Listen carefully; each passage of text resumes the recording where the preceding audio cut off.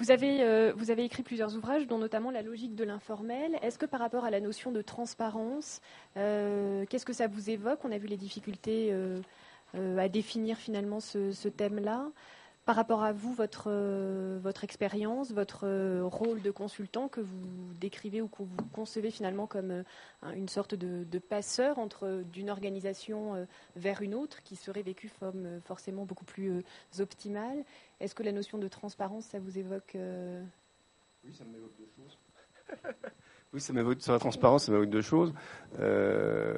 La première, c'est que la non-transparence est nécessaire, et donc il y a une attente de transparence qui fort curieusement... Alors bien sûr, personne ne peut être contre la transparence au sens où il faut cacher ou mentir, mais il y a une communication forte, une valorisation de la transparence. Je suis dans la transparence, donc c'est bien, et qui est illusoire et qui peut... conduire dans l'ornière. Quand on fait une stratégie, quand on mène une stratégie, quand on dirige un groupe, l'effet de surprise est très importante. Et donc, on n'est pas dans la communication à l'interne et à l'externe sur ce que l'on va faire.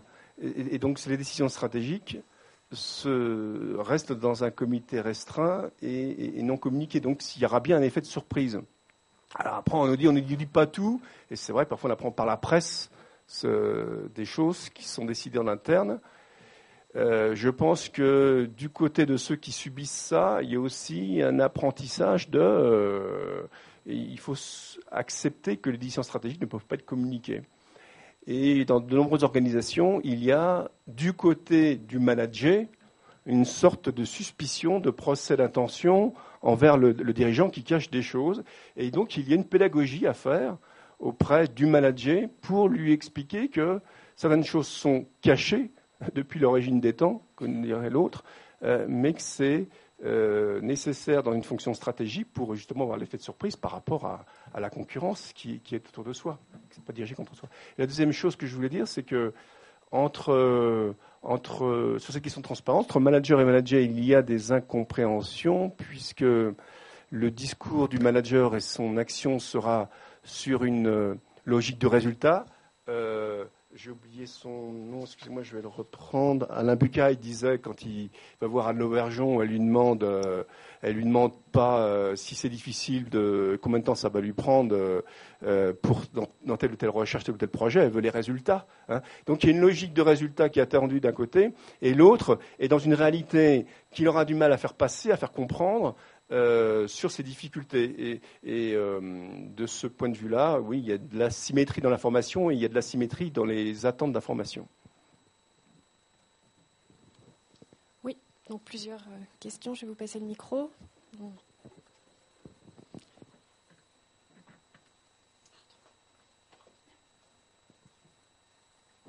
Merci.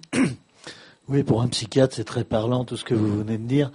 Mais du côté de la sociologie, vous avez beaucoup parlé du désir, puisque c'était l'intitulé. Vincent de Goléjac, lui, il insiste plutôt dans ses livres sur le plaisir.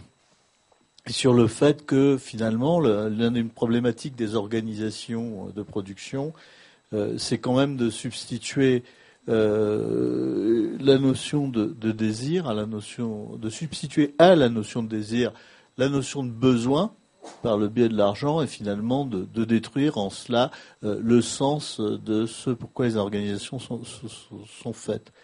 La deuxième réflexion, c'est un peu un miroir à celle qui vous a été posée, ce qui est normal puisqu'on parle de transparence. Moi, j'ai toujours considéré que quand on regarde à travers une vitre, ce qu'on lui demande, c'est d'être transparente, c'est-à-dire de ne pas la voir. En même temps, il faut l'avoir un peu pour ne pas se mettre la tête dedans. Juste avant peut-être de vous laisser la parole, M. Pavie, une question complémentaire? Parce que c'était également sur la notion de plaisir que je voulais insister, tu vois, donc on s'accorde. Parce qu'on est confronté, en fait, dans nos organisations, de plus en plus, à des questions de motivation, voire de plus en plus de démotivation. Donc la question que je vous pose, c'est savoir comment aujourd'hui la régulation du désir peut s'accommoder ou peut en tous les cas entraîner une libération du plaisir. Est-ce que les deux sont compatibles ou pas aujourd'hui, selon vous? Aïe, aïe, aïe. Alors, il faut que je travaille dans mes fonds de tiroir pour répondre aux questions. C'est bien, j'ai un texte, c'est tranquille, j'ai mon support. Vraiment, j'ai plus le texte, faut que je trouve des réponses aux questions. Alors, sur la première, enfin, c'est les deux, la plaisir, désir. Oui, moi-même, j'avoue que j'ai été dans l'ambiguïté, puisque je suis passé, sans expliquer, il aurait fallu être beaucoup plus prudent et structuré que je ne l'ai fait. J'ai joué avec le mot, j'ai substitué le mot désir et le mot besoin, et bon, c'est un raccourci évidemment rapide. Pour répondre plus précisément à ces questions, pour essayer, enfin, mon éclairage, ce que je vois, c'est que il y a l'idée que l'organisation est quelque chose de structuré et structurant des conduites, et donc, comme je ne sais plus qui disait ça ce matin, mais oui, c'est ça, c'est toujours M. Bucaille, que ces ingénieurs en R&D, ils étaient parlés par le discours de leur direction. Ils étaient parlés par le discours de leur direction. Et il y a un peu ça, que l'organisation a quelque chose d'un peu aliénant, pour utiliser des termes forts, puisque on est exécutant de directives qui ont été données par avant. Donc je me loge dans un créneau qu'on veut bien me confier. Mais donc il y a bien une réduction de la sphère de l'ambition personnelle. Et de là peut naître une souffrance. De cette réduction de soi-même à être à l'appendice d'un système plus grand que soi. D'où peut-être ce jeu sur cette notion de plaisir pour faire illusion qu'en fait on y a laissé des plumes. Je suis pas tout à fait. Alors moi personnellement, ma philosophie personnelle, je suis pas tout à fait à l'aise avec la position de Gaulle-Jacques. Je pense que c'est-à-dire que c'est un raisonnement qui est extrêmement performant. Une fois qu'on est dedans, on ne peut plus y échapper.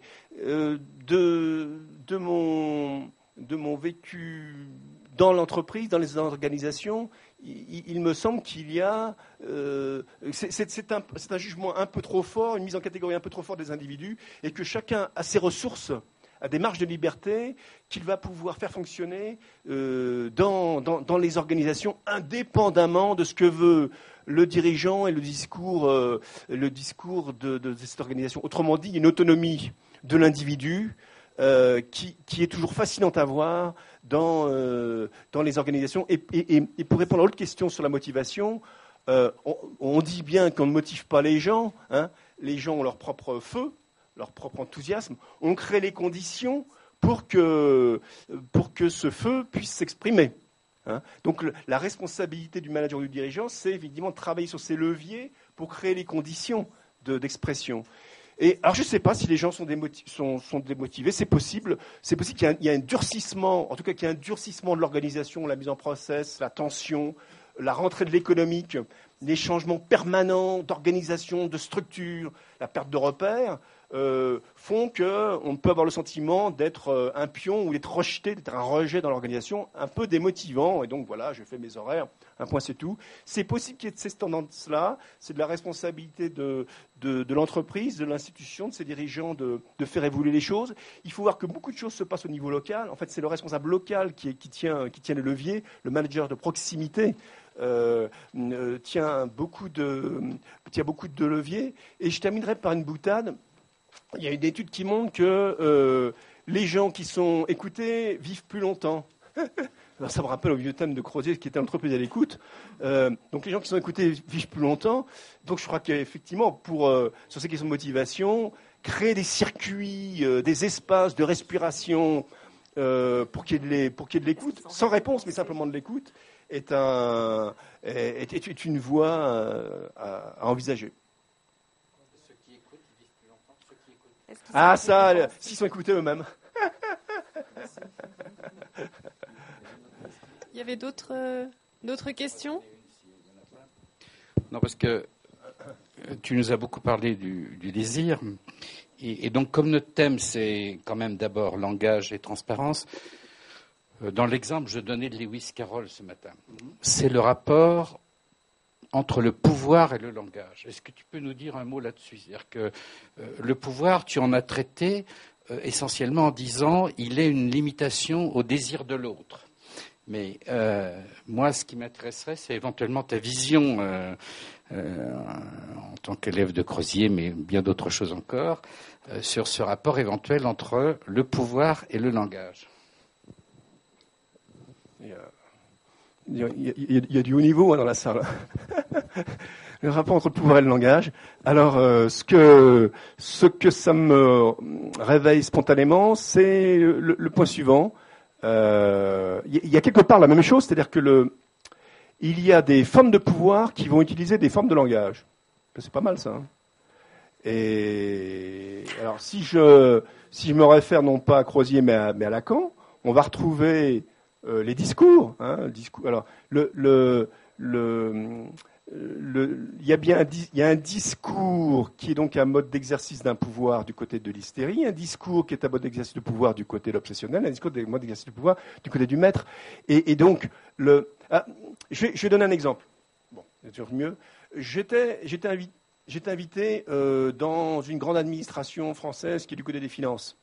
Et il y avait la salle et puis il y avait le corps d'inspection, le patron, qui est une patronne d'ailleurs, du corps d'inspection qui est venu présenter à tous les responsables locaux les nouvelles méthodes de contrôle. Alors c'est vachement bien comme système. Vous avez des gens qui bossent, puis il y a des gens qui les contrôlent, et des gens qui contrôlent les contrôleurs. Enfin bon, ça, dans ce niveau-là, on peut continuer. Et donc le chef suprême du contrôle venait expliquer, et alors, donc, moi j'ai décodé, quelqu'un dans la salle aurait certainement fait mieux que moi, j'ai essayé de décoder son discours. Donc je prenais les mots, alors je revenais, puis après je leur ai montré, c'était ce qui est rigolo, c'était débriefé après. Donc il y avait le mot contrôle, il y avait le mot documentation, il y avait le mot maîtrise, il y avait le mot contrôle de contrôle, encore plus fort.